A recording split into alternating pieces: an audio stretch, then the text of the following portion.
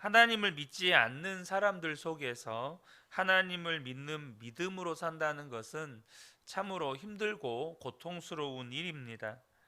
그런데 우리 하나님은 우리가 그러한 세상 속에서 살아가지만 하나님은 찾는 사람이 있다는 것입니다. 그것은 뭐냐 하면 하나님을 구하는 사람, 하나님을 찾는 사람, 하나님을 갈망하는 사람이 누구인지 살펴보시고 찾으신다는 것입니다. 우리가 지난주에 어제 두 가지를 나누었는데요. 꼭 기억해야 할 것은 다른 사람들이 다 하나님을 안 믿는다고 하더라도 또 세상 사람들이 모두가 하나님을 안 믿는 그런 풍조 속에서 살더라도 나 한 사람은 하나님을 믿을 수 있다는 것입니다. 나 한 사람 남았더라도 하나님을 믿을 수 있다는 거예요. 또 한 가지는 우리가 그렇게 나 외에는 하나님을 믿는 사람이 한 사람도 없는 것 같아도 하나님은 그럼에도 불구하고 믿는 사람을 남겨두신다는 것입니다. 그러므로 저와 여러분이 나 혼자 남았느냐, 주변에 사람들이 예수 믿는 사람들이 한 사람도 없느냐 있느냐, 이것을 우리가 돌아볼 것이 아니라 우리가 정말로 점검해야 할 것은 바로 나 자신이라는 것입니다. 나는 정말로 하나님이 찾으시는 그 사람인가? 정말로 나는 하나님을 찾고 하나님을 구하고 하나님을 갈망하는 그 사람인가? 저에게도 이렇게 교회를 섬기고 성도님들을 섬기지만 마음 가운데 있는 두려움 가운데 하나는 하나님의 자녀가 된 사람들조차 세상을 살다 보니까 서서히 하나님에 대한 믿음을 잃어버리고 예수님을 바라보는 눈을 잃어버리게 되어지는 것입니다. 여러분 어떻습니까? 우리 주변에 예수를 믿는다는 많은 분들, 특별히 이제 교회 안에서요. 그런데 그렇게 뜨거웠다가도 10년, 20년, 30년 세월이 지나가면서 하나님을 향한 뜨거움보다는 뭔지 이제는 종교적인 모습만 남아있는 모습들을 종종 발견하게 될 때가 있잖아요. 여러분, 우리가요, 하나님을 바라보는 눈을 잃어버리고 믿음을 잃어버리는 것, 이것은 정말로 두려운 일입니다. 왜냐하면 성경은 반드시 이 땅에 하나님의 심판이 있을 것이라고 말씀하시기 때문입니다. 당장 오늘 5절에도 하나님이 경건하지 못한 자들의 뼈를 흩으셨기에 그들은 두려움이 없는 곳에서도 크게 두려워할 것이다. 하나님이 그들을 물리치셨으니 그들이 수치를 당할 것이다. 하나님을 믿지 않고 하나님을 부인하고 하나님이 어디 있냐고 그렇게 큰 소리 떵떵 치는 것은 어리석고 두려운 일입니다. 왜 그렇습니까? 하나님을 부인하는 데서부터 죄가 시작되기 때문입니다.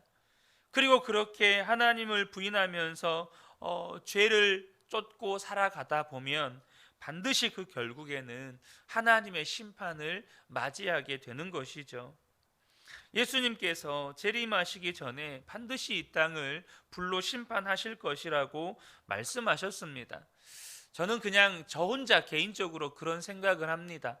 점점점 이상 고온 현상이 생기고 정말 이제 막 세계 각 나라에서 너무나도 어느 나라는 물난리로 사람들이 죽고 어느 나라는 정말 4월 달부터 40도를 넘는 그런 폭염이 시작되고 뭐 50도 이렇게 올라가면서 사람이 살 수 없는, 여름만 되면 사람이 살 수 없는 그런 환경이 되어지고 지구의 에어컨 역할을 하는 빙하는 점점 녹아내리고 어쩌면 이것이 하나님께서 불로 심판하는 어떤 징조가 아닐까라는 생각들을 해봅니다.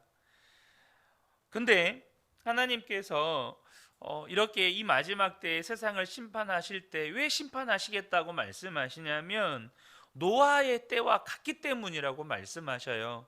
마태복음 24장 37절을 보면 노아의 때와 같이 인자의 임함도 그러하리라. 여러분 노아의 때가 어떤 때입니까? 노아를 제외하고는 다 하나님을 부인하던 때입니다. 하나님께서 말씀하실 때 그들이 생각하는 모든 것이 악할 뿐이었다라고 말씀을 하십니다. 여러분, 근데 정말 그런 때가 올 수 있을까요?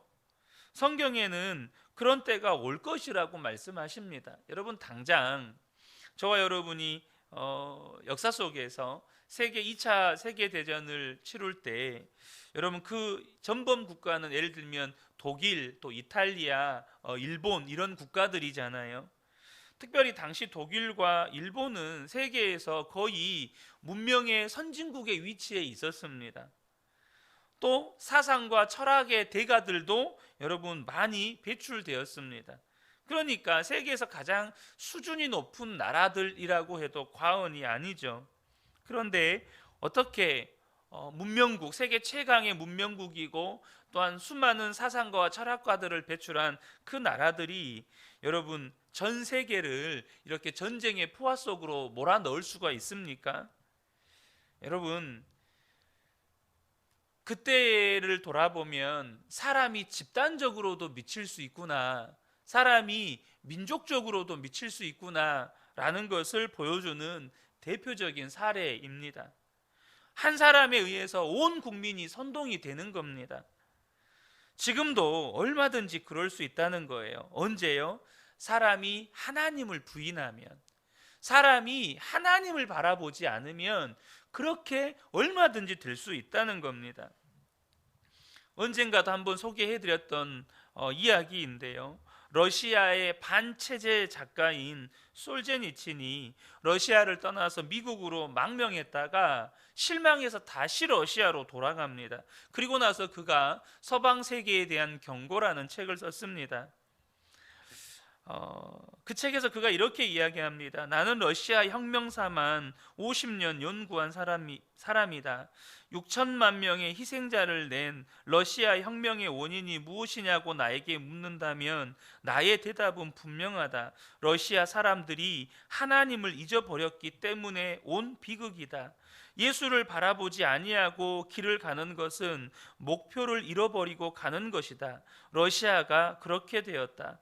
그렇게 실망해서 조국마저 버리고 미국으로 왔는데 미국에 와 보니까 러시아가 과거에 갔던 길을 미국이 지금 열심히 따라가고 있다. 그러면 미국도 러시아 같이 될 것이다. 여러분, 솔제니친이 하나님을 잘 믿는 나라라고 해서 미국으로 망명을 한 겁니다. 미국에는 하나님을 믿는 사람들이 많다더라. 그래서 조국을 버리고 미국으로 간 거예요. 근데 미국에 가 보니까 그가 보기에는 하나님을 믿는 것이 아니더라는 겁니다. 겉으로만 하나님을 믿는 것이지 실제로 보니까 하나님을 진짜 믿는 사람들을 찾아보기가 너무 힘든 거예요. 러시아와 똑같은 것입니다. 이 미국도 러시아 같이 되겠구나. 그리고는 다시 러시아로 돌아간 것입니다. 여러분, 두려운 경고 아닙니까?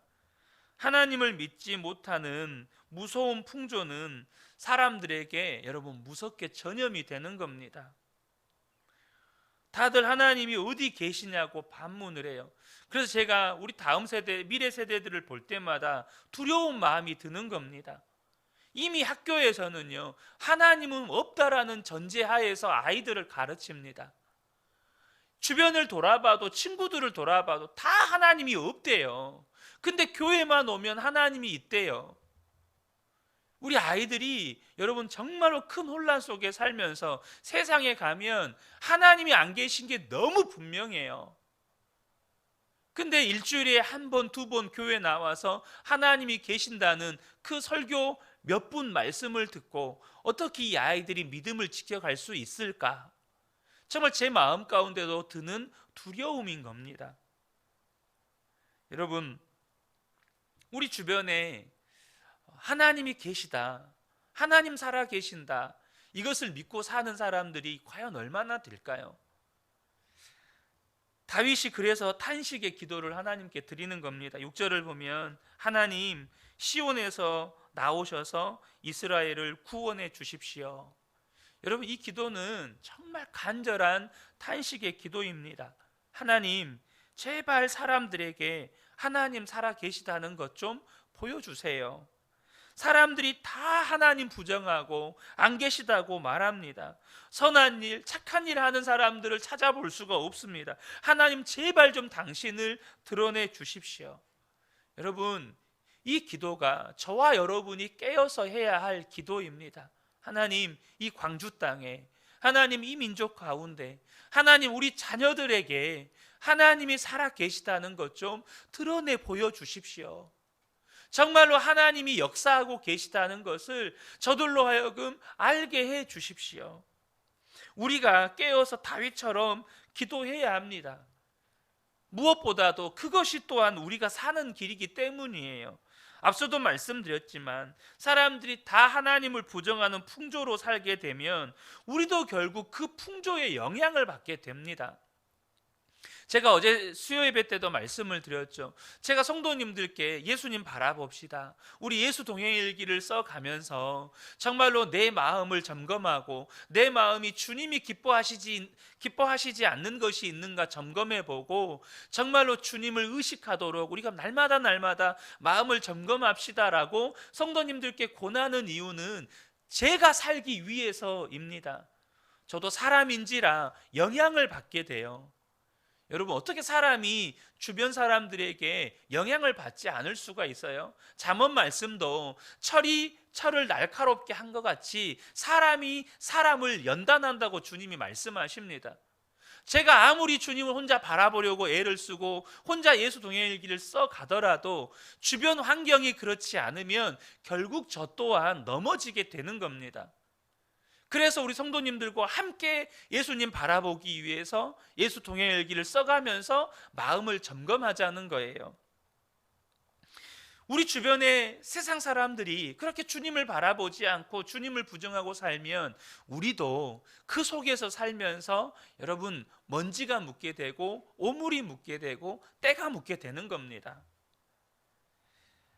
그러므로 사랑하는 성도 여러분, 정말로 우리가 하나님 사람들에게 하나님을 나타내 주십시오라고 기도해야 하지만 정말로 이 기도는 우리를 위한 기도이기도 하다는 것입니다. 중요한 것은요, 여러분 주변이 아니고요, 나 자신입니다. 우리가 그런 기도를 할 수 있으려면 나 자신부터가 하나님을 찾고 구하는 사람이어야 합니다. 나 자신이 하나님을 찾고 구하는 사람이 아닌데 어떻게 그런 기도가 나오겠어요? 내 안에 주님을 향한 갈망이 없는데 어떻게 하나님 나타내 주십시오. 이 나라, 이 민족, 이 광주, 우리 자녀들에게 하나님의 하나님 되심을 드러내 주십시오.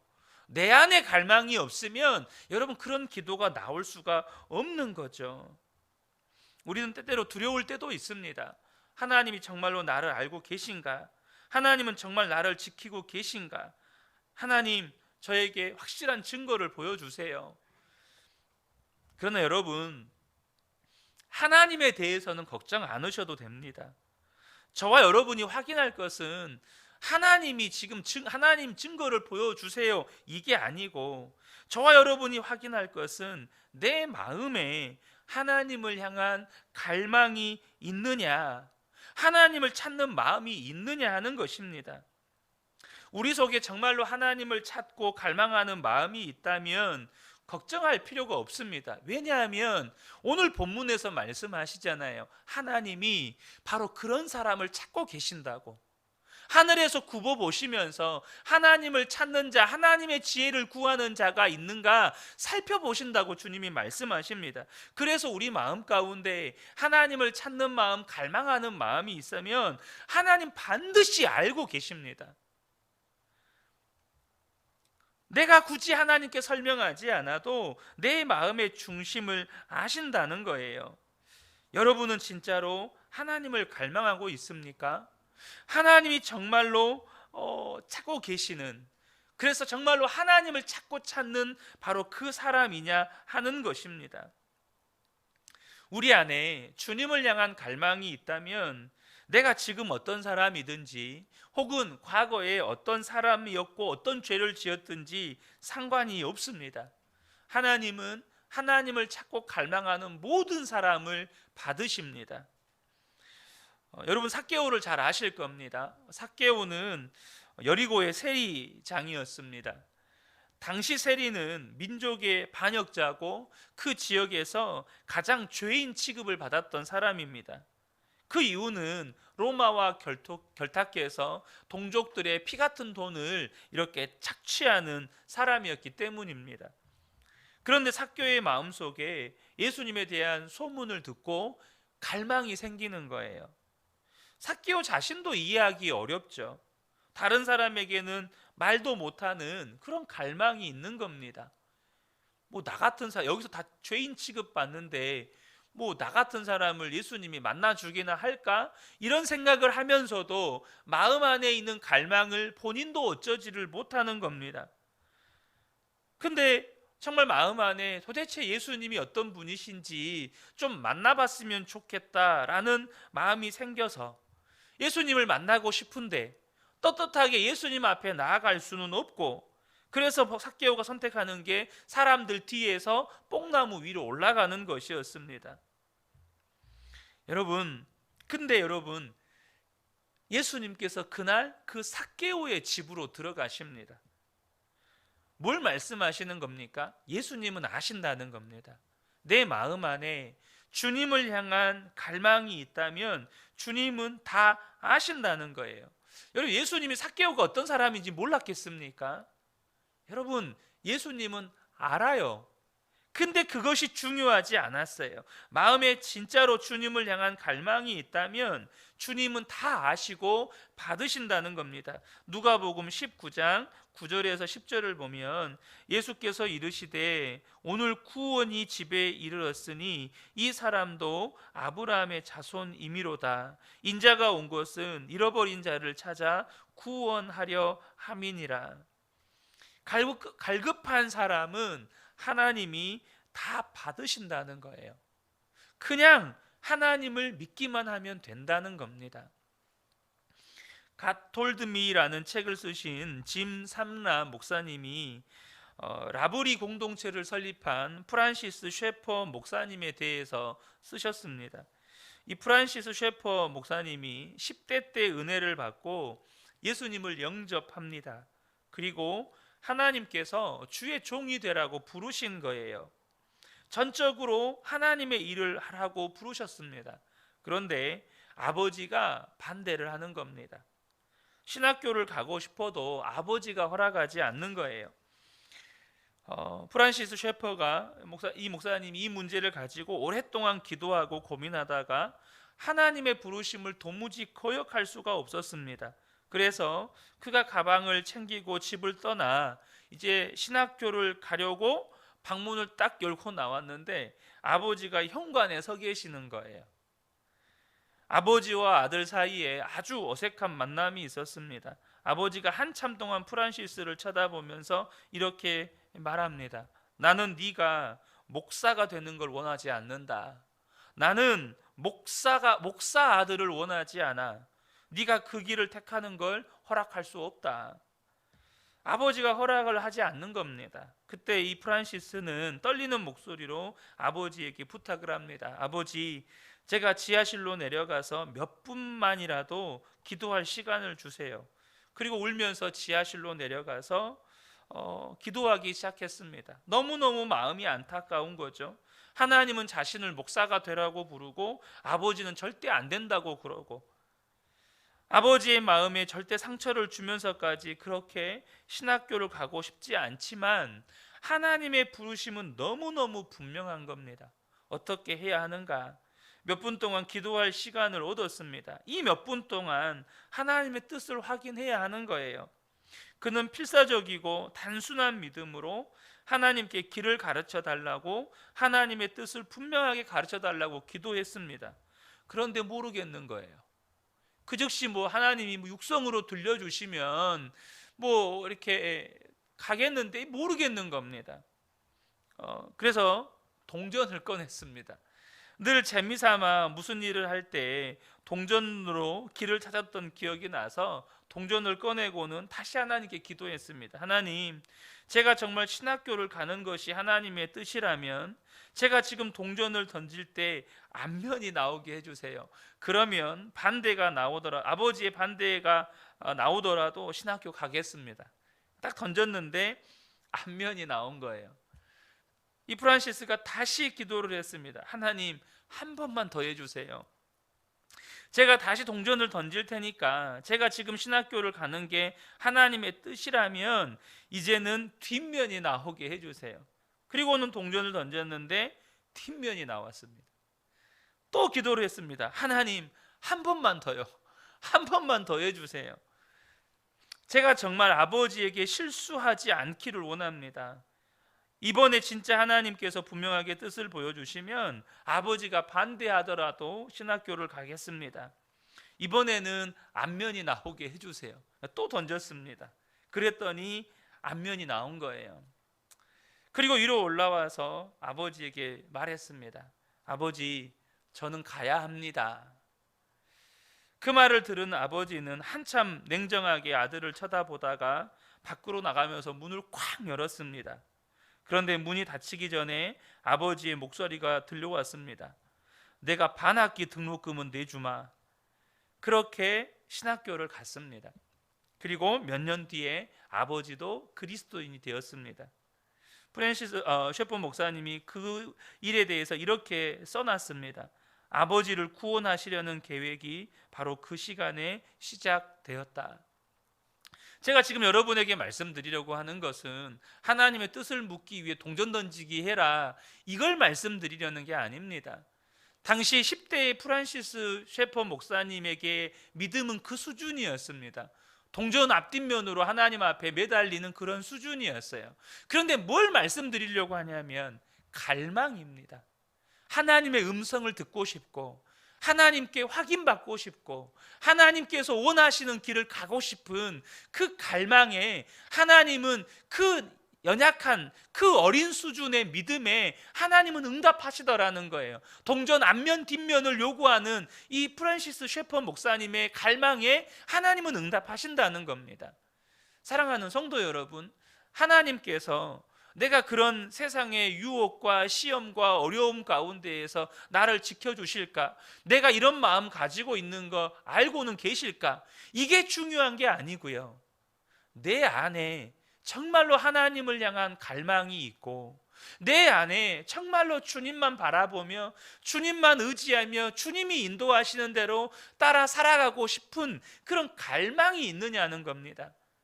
여러분, 우리 주님은 우리 안에 있는 그 갈망에 반드시 응답하십니다.